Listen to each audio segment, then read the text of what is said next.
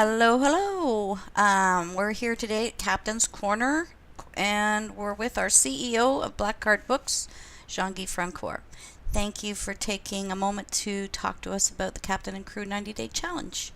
I understand, JG, that you've completed 255 days, consecutive days of the challenge. Yep. Congratulations. Thank you. Yes, it was just like everyone else. I mean, I went back to zero so many times, but I found a good way. So yeah, that's my record so far. Awesome. Some of our followers, JG, are finding it rather challenging to do this for 90 consecutive days. I know you have an extremely busy schedule and you travel all over the world weekly. What strategies can you share with us and what tips can you give us for staying on track with the daily Captain and Crew? Well, I think the first thing is that it's first of all, yes, it's a challenge. That's why it's called a challenge. And number two, if it was easy, everybody else would do it. Keep this in mind, though, and I hesitate saying this, Carol, but it's so important. It has to be said, which is if even if think about this, even if you write one day, forget the next, write one day, forget the next, write one day, forget the next. Let's say you do that for a whole year, so you're actually still theoretically at one or zero because you could never seem to get past that. You're still doing the captain and crew on an annual basis. You're still doing it 183 times, which is way more than most people have ever done it in their life, which is simply incredible. But the challenge is to do it 90 days straight. So don't give up, keep going. But the strategy that worked for me is this. I had of two things. First, I had three alarms on my phone, one at 8 a.m., one at noon, and one at 8 p.m. And those alarms would ring every day.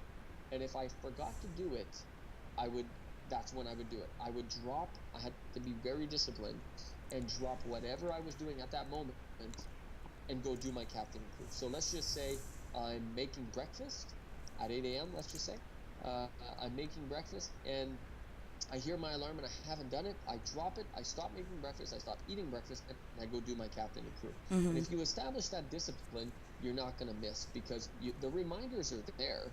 It's just that you get busy and you get onto the next thing and so on and so forth. And next thing you know, the day's gone and you haven't done it. So Yeah. that's the first thing, Carol.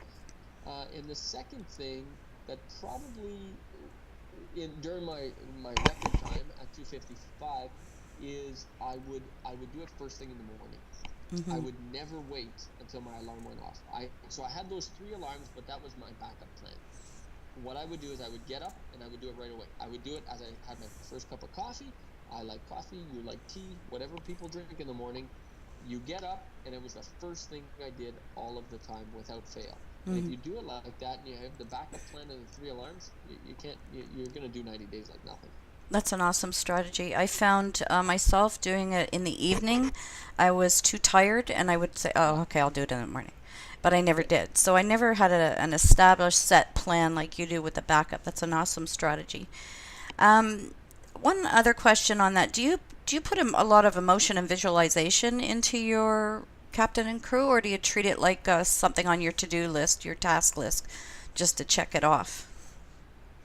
Good question. So the act of captain and crew in terms of writing it down was very task oriented. I would just do it. I would take out my pad, my captain and crew pad, or a regular piece of paper. And that's the other thing, by the way, is I don't know if this was a strategy or a tip, but it definitely helped me. Is I would always leave because I always have my coffee in the morning at my kitchen island, and I would always have a pad, the captain and crew pad, or some other piece of paper with a pen ready to go. So in the morning, I didn't have to search for things. I would just do it, you see? Mm-hmm. Um, but what was the question, Carol?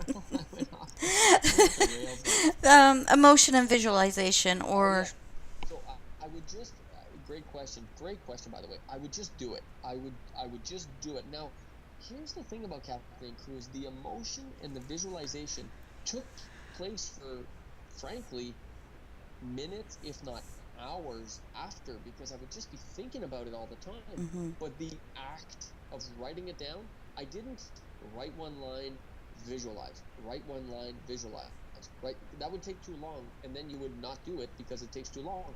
I would just write it all down, and then for the rest of the day, I would visualize, and I wouldn't sit there and just be like, oh, let's visualize right now. It would just be natural when my mind had a minute. Mm-hmm. And this is the beauty of the Captain and Crew, is when your mind has a minute of no thinking or something, some spare time, it just goes to where you're directing it, which is the whole purpose behind Captain and Crew. Well, that's awesome. I like that.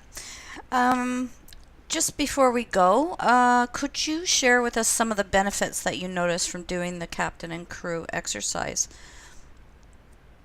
Well, just about, I think just about every single thing I had originally put on there, I achieved in some way, shape, or form. And I bought my dream car that I had been, waiting for, so to speak. I finally bought my dream car. I took the vacations that I wanted. I had the extra time with my family that I wanted. Everything that I had said, I pretty much accomplished. And that's actually, funny enough, Carol, is that's the new stage of Captain and Crew that I'm at right now, is I need to reset some of these goals because I've achieved so many of them that I now need to reset and take my thinking to a new level, which requires a different energy and requires more effort, Mm-hmm. because I can't just bang it out anymore. I have to think about these things some more.